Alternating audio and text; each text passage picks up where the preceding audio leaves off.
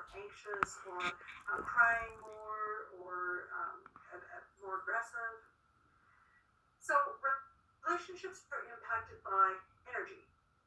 And when we think about this is nothing voodoo, this is nothing woo-woo. When we think about how we're connecting on this workshop, how do you know what I'm saying? How do you see my screen?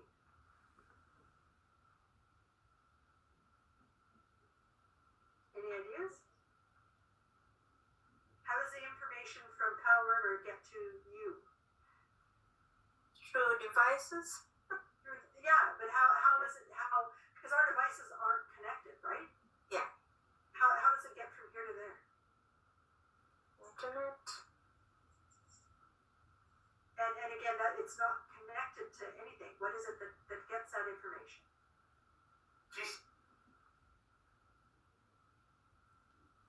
It's energy. It's transferred by energy, electrical energy. Okay? And this energy is everywhere. So it's in the power lines in our walls. It's in the air from all of the Wi-Fi. It's in our bodies in terms of the signals that run between our brains and our muscles. Energy is everywhere. Has anybody ever walked into a room and wanted to turn right around and go back in the opposite direction because the energy of the people in the room was so negative? Say yes or no, I can't see faces. Yes. Yes. Right? And has anybody had the opposite? So you go into a room and you want to stay there all day long because it just feels so fun and so connected and so safe, right? Yes. Right. Of course. That's energy.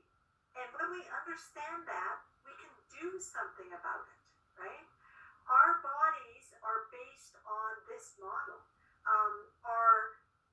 The energy between our brain and our muscles runs on positive and negative, the change of positive and negative electrons. When we are joining with other people, we sense them, we feel them.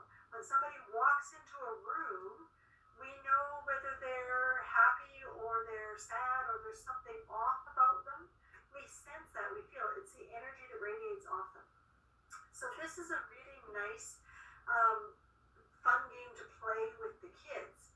And this is a connection exercise. If we were in a group together, we would do it with partners, but we're not. But in the care center, you can do this with partners. So what you do is you rub your hands together, and when you do it with a partner, you have the partners stand arm's length apart and move close enough so they can feel the energy from the other's hands without touching them. Okay, so they're the safe distance, they're both arm's distance apart, so they're a long way apart, it's cool, it's good.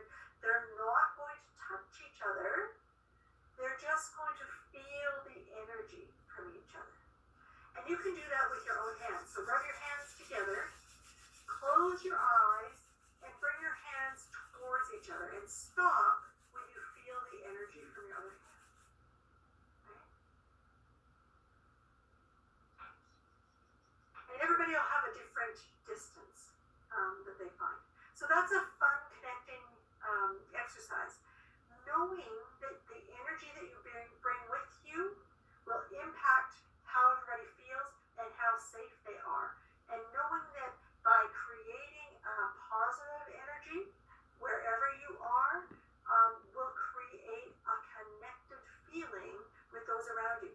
So you don't even have to look at them to create this energy. You have to, number one, feel it inside yourself.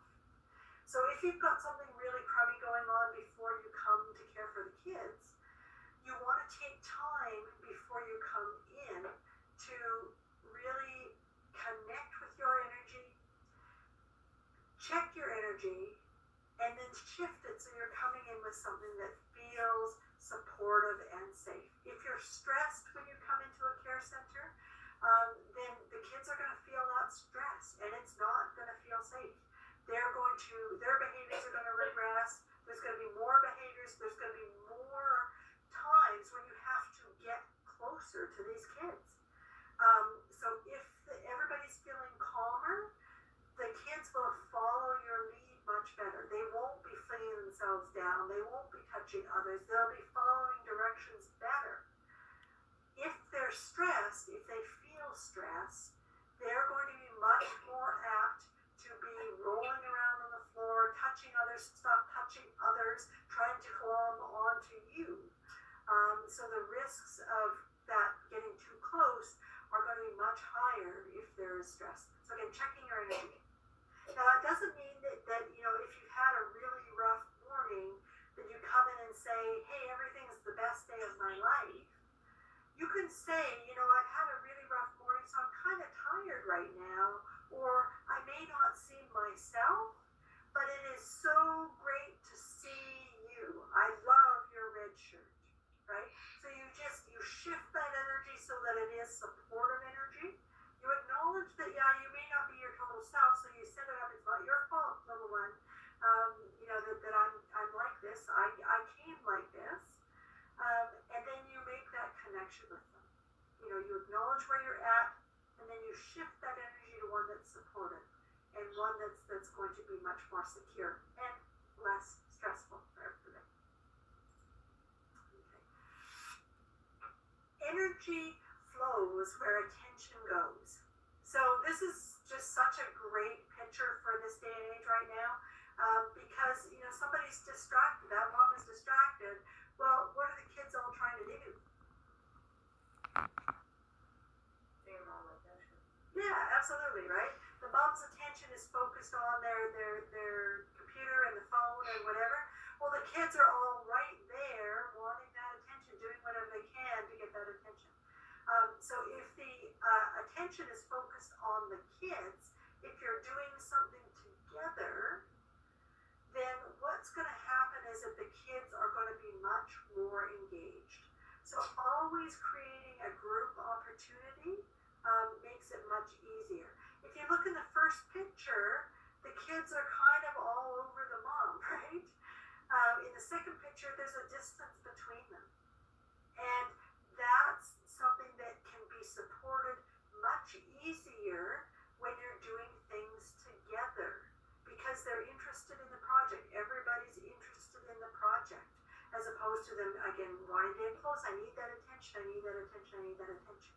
So the time in, being able to put your attention to the kids and what's going on with the kids can be super helpful, again, in a care setting. And I've watched some pretty magical care providers, and the time doesn't have to be extended time. It has to be intense time. So you can have 2 seconds that you are directly with one kiddo, and then you shift over, so you've now got 2 seconds with the next kiddo, right? But that time is definitely there for each of the kiddos. And being able to do that shift is a skill.